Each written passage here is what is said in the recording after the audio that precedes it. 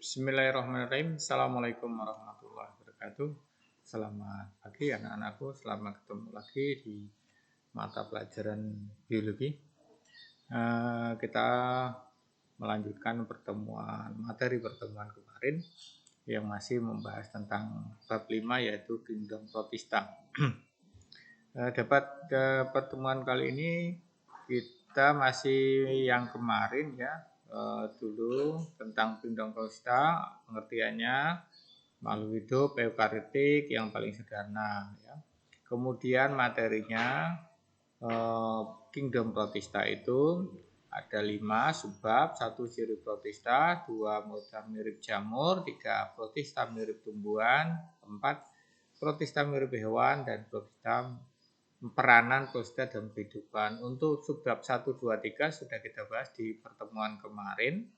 Sekarang pada pertemuan kali ini kita akan membahas yang subbab keempat dan 5 yaitu protista mirip hewan dan peranannya, peranan protista dalam kehidupan. Bisa kamu buka di buku paket di halaman 116 ya. 116 sampai 121. Itu materi kita hari ini untuk protista mirip hewan dan peranannya. Oke, saya kira siap ya. Kita lanjutkan untuk protista mirip hewan atau protozoa. Cirinya 1, tubuhnya uniseluler atau bersel 1. Contohnya Paramecium. 2, tidak memiliki dinding sel tubuhnya. 3, tubuh belum terdiferensiasi secara jelas. Artinya kalau hewan itu kan punya kepala, punya badan, punya kaki gitu. Kalau ini belum, walaupun dia sudah nanti hidupnya ada yang berkoloni, tapi belum bisa dibedakan mana bagian-bagian badannya ya. Kemudian bersifat fagositosis, artinya pemangkan. Jadi kalau memakan makanan dia itu dimakan, dimasukkan ke dalam tubuhnya secara fagositosis ya. Kemudian soliter artinya hidupnya sendiri, atau koloni. Koloni itu berkelompok, membentuk kelompok. Tapi sebenarnya dia itu sendiri-sendiri hidupnya, cuma dia berkelompok ya. Dia seperti ya koloni ya itu. Jadi kalau dia dipisah dari kelompoknya dia bisa hidup sendiri. Itu bedanya kalau dengan individu yang bersel banyak. Ada yang memiliki semacam rangkang. Habitat air tawar, air laut, dalam tanah, hutan, sawah, atau parasit. Ada yang bergerak, ada yang tidak bergerak. Nanti berdasarkan alat geraknya ini protista mirip hewan atau protozoa ini dibagi berdasarkan klasifikasinya ini berdasarkan alat geraknya. Kemudian cara hidupnya heterotrof, artinya tidak bisa membuat makanan sendiri karena dia tidak memiliki klorofil ya. Kemudian berkembang biaknya ada 2 dengan vegetatif, membelah diri, dan regeneratif dan konjugasi. Dalam kondisi yang tidak menguntungkan, protozoa membentuk kista, yaitu selaput tebal untuk melindungi diri. Sekarang ke struktur tubuh protozoa. Ukuran tubuhnya dari 10 sampai 6 mili ya, 10 mikron sampai 6 mili. Mikron itu 10 pangkat 6 meter ya. Jadi dibagi 1 juta. 1 meter bagi 1 juta. Kemudian bentuk protozoa bervariasi. Ada yang asimetri itu artinya antara simetri kanan, kiri, atas, bawah tidak sama, ya, tidak beraturan lah gitu ya. Kemudian ada yang bilateral. Bilateral itu kanan kiri sama bentuk, ya, atas bawah sama bentuk. Gitu. Simetris, ya, simetri itu ada yang simetris sama sisi, kemudian radial simetris itu kayak roda, itu simetris radial ke segala penjuru sama bentuk, dan spiral atau pir. Tubuh protozoa dibedakan. Nah, ini contohnya kita Paramecium ya. Ini dibedakan, ini ada bagian-bagiannya banyak, tetapi pada intinya dibedakan menjadi 3 saja ya. 1 membran, ini membrannya ini. Ini membran, atau kalau di tumbuhan dinding ya. Kalau di hewan namanya membran selnya. Ini senyawanya lipoprotein. Kemudian yang kedua sitoplasma. Plasma ini cairannya yang di dalam tubuhnya, isi tubuhnya ini. Ini sitoplasma, nanti di dalamnya ini ada organel-organel. Ya. Kemudian yang ketiga adalah inti sel. Ini inti selnya. Ada inti selnya. Ini ada mikro. Kalau ini ada dua macam ya, ada mikronukleus dan makronukleus ya. Nukleus dan makronukleus. Intinya ada tiga. Nanti organel di sini tergantung organismenya. Kemudian nanti di membran ini ada yang kayak ini punya silia gitu ya, ini silia. Ada yang nanti punya flagel, ada yang tidak punya. Di apa ini beda-beda ya. Organelnya juga nanti isinya beda-beda tergantung dari organismenya. Maka secara umum mempunyai tiga. Satu membran, dua plasma, tiga inti. Kemudian klasifikasinya protozoa itu dibagi menjadi 4 berdasarkan alat geraknya, yaitu kelas Rhizopoda atau Sarcodina ini yang Rhizopoda yang tidak memiliki alat gerak nanti. Kemudian Mastigophora atau Flagellata nanti punya alat gerak namanya flagel. Rendah kelihatannya flagel. Kemudian ada Ciliata atau Ciliopora, ini contohnya Paramecium ini. Di sini gambarnya seperti ini Paramecium. Kemudian yang keempat Sporozoa, ini Sporozoa. Ini Sporozoa nanti tidak punya alat gerak. Oke, nanti berdasarkan alat geraknya ini protozoa dibagi menjadi 4 kelas. Oke. Sekarang kita satu-satu ya. Kelas Rhizopoda atau Sarcodina. Bergeraknya dengan kaki semu atau pseudopodia. Ini contohnya amoeba yang paling terkenal ya. Ini yang tadi bentuknya asimetris ya. Tidak ada simetrinya dari ke sana tidak sama bentuknya ya. Nah, kemudian ini bentuk tubuhnya juga berubah-ubah ya. Kemudian kelas Rhizopoda memiliki ciri satu alat geraknya kaki semu, ini kaki semunya. Ini bisa jadi kaki semu, ini bisa. Tergantung di mana dia untuk menggerakkannya. Nanti kalau bergerak dia menjulurkan, ini kakinya ini dijulurkan, nanti badannya ngikut. Ini juga sama. Ya.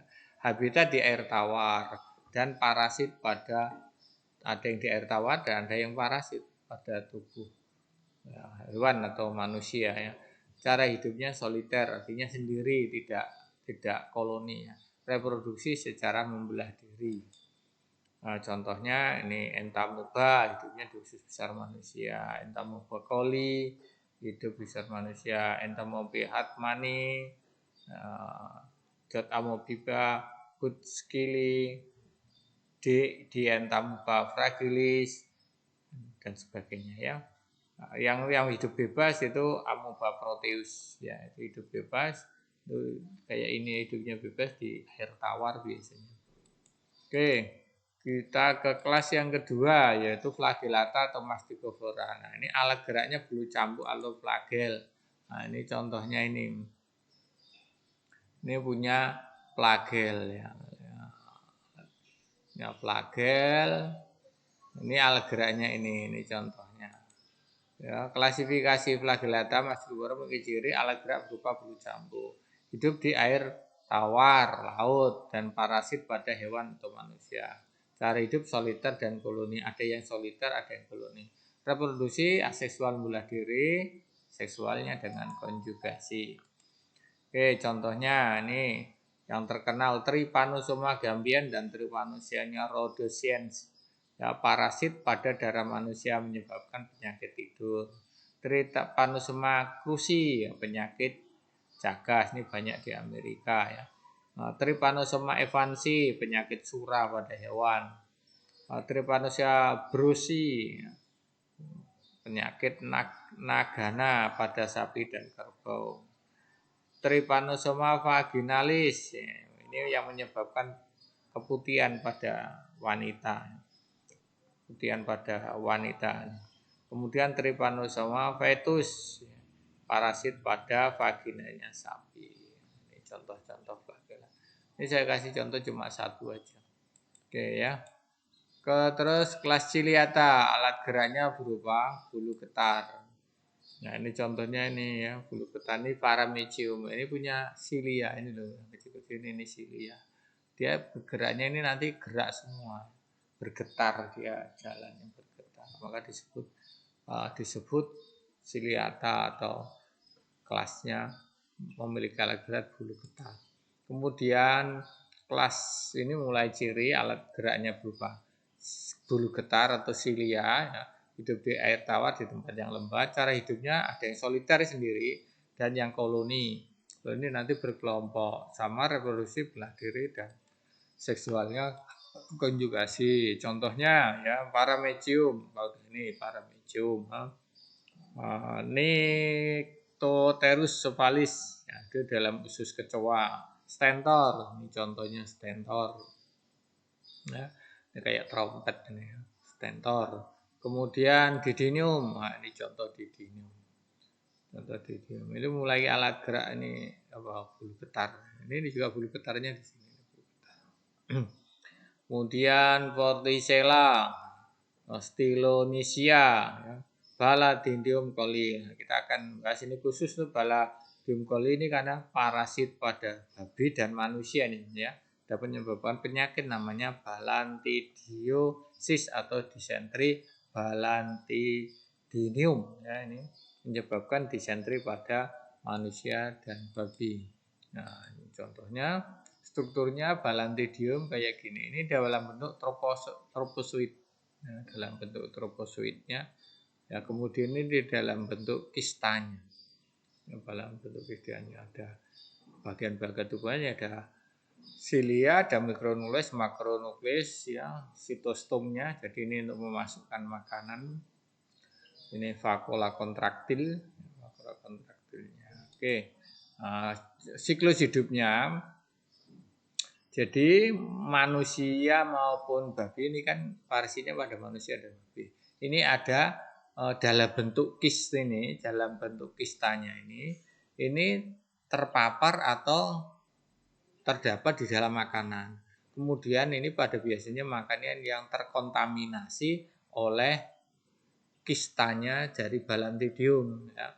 Kemudian balantidium ini menempel di makanan, kemudian makanannya kita makan atau kita minum. Kalau air kita minum, masuk ke dalam tubuh, maka dia akan tumbuh di dalam usus. Ya, akan tumbuh di dalam usus, dalam tubuh kita. Nah, kemudian nanti kalau ini dewasa, dia akan tumbuh menjadi dewasa, perkembangannya kayak gini. Kista, kemudian tumbuh menjadi tropozoid. Nah, kayak gini nih, tropozoidnya. Jadi ini yang dewasa ya, jadi balantidium dewasa ini seperti ini.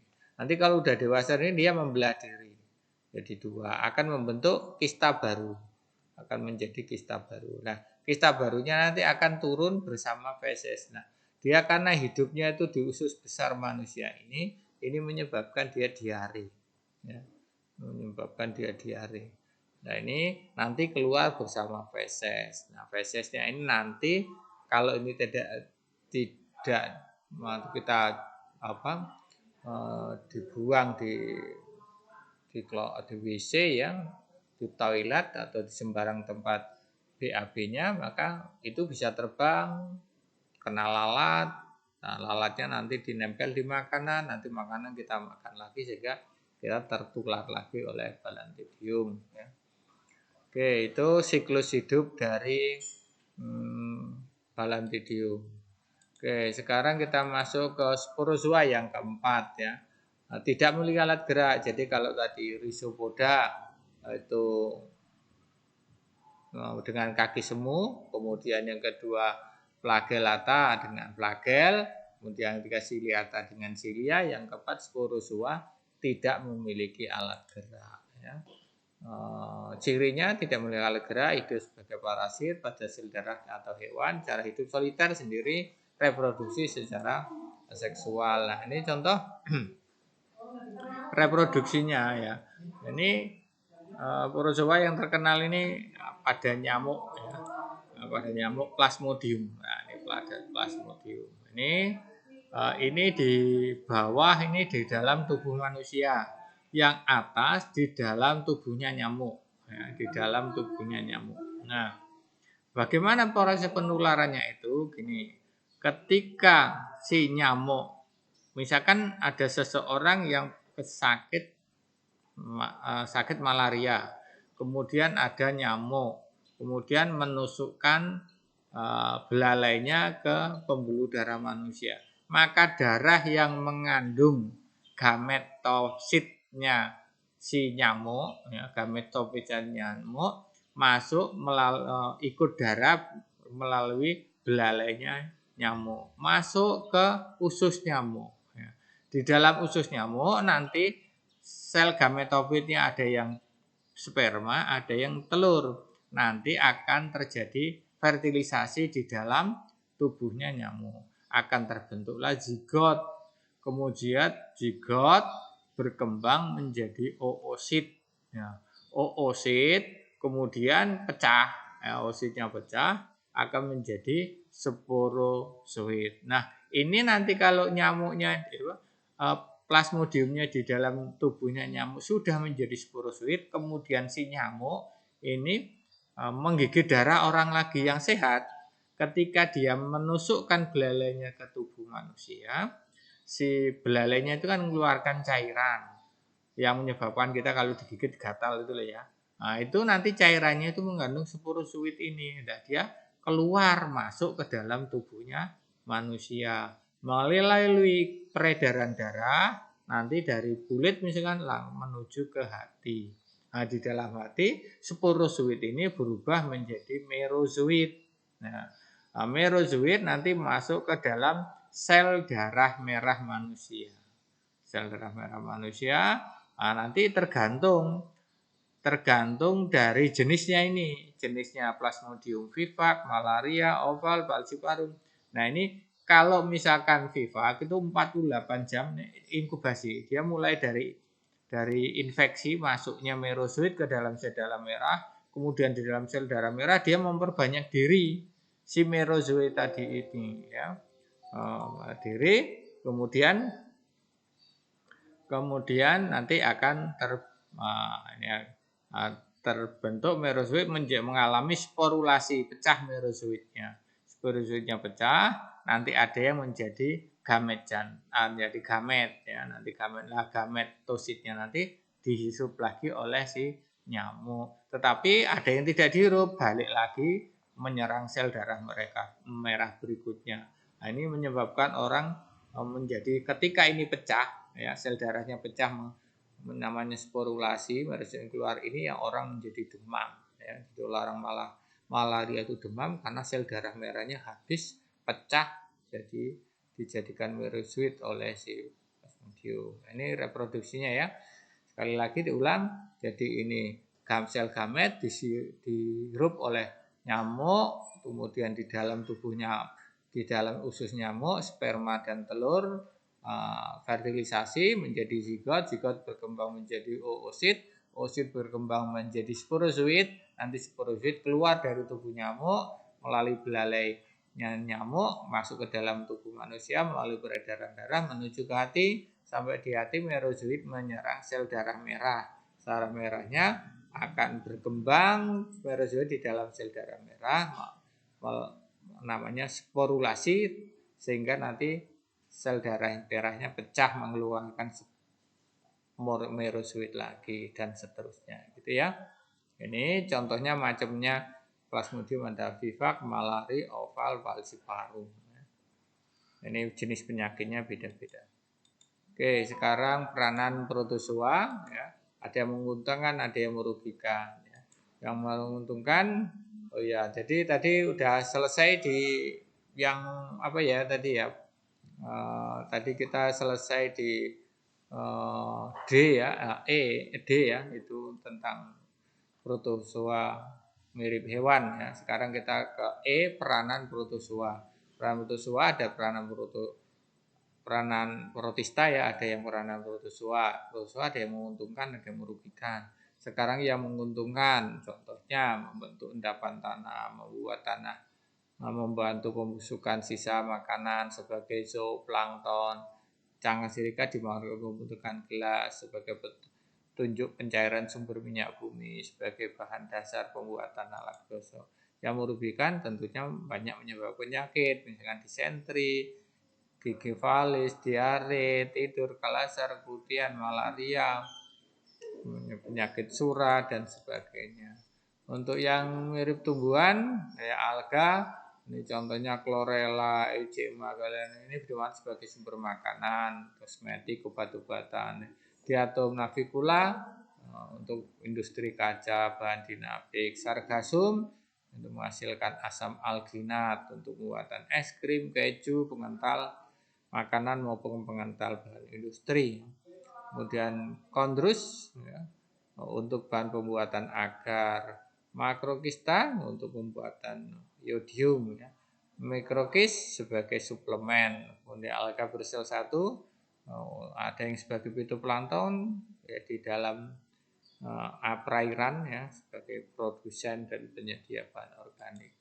Oke, untuk yang mirip jamur ya, contohnya ini banyak yang merugikan ya, hanya sedikit yang menguntungkan. Phytophthora infestan, penyakit pada lateblik pada tanaman kentang ya, kemarin kita bahas ya.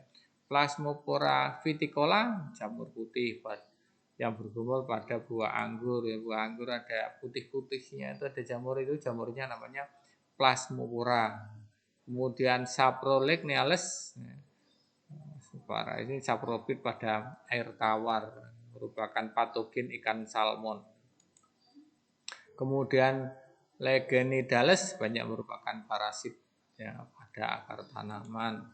Kemudian Peronoporales ya, ini menyebabkan penyakit pada biji-bijian tanaman pertanian.